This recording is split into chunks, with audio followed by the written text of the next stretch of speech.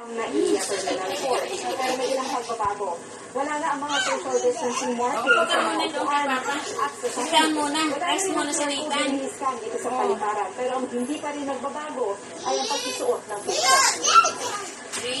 Para maingganyo bumalik ang mga negosyo sa loob ng paliparan, wala munang rental fee ang mga pwesto hanggang Luyo. Kaya ang Integrated Terminal Exchange o TRTX, maaaring lumagpas na sa 100,000 susunod na linggo. Mas mataas pa kaysa sa average noong wala pang pandemya. Kahit regular days, umaabot tayo ng 100,000. Nasa pagdating ng pandemic, mas dadag sa iba tayo. Kaya ang iba, ngayon pa lang, bumiyahe na. Halos fully booked na ang ilang mga bus sa PRTX. Ako Holy Week, mas maraming mga tao.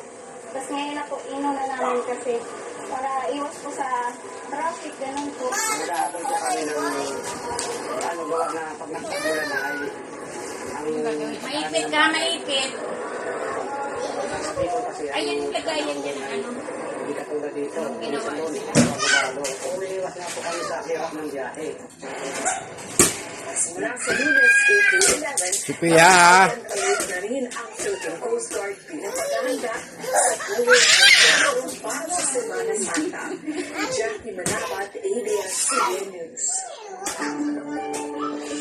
Ingay, ingay. Oh, laway, oo. Update sa lagay ng panahon mula kay ABS-CBN resident meteorologist Ariel Rojas. Ariel.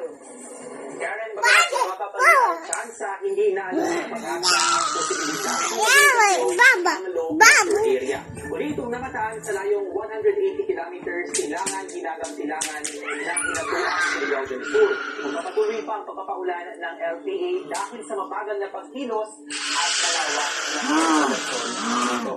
Sa linis ng forecast ng The Weather Company para bukas, maulan pa rin po sa bahagi ng Mindanao.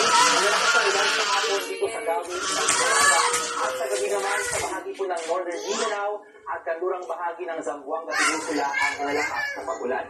Buong araw ring makakaranas ng maulang panahon ang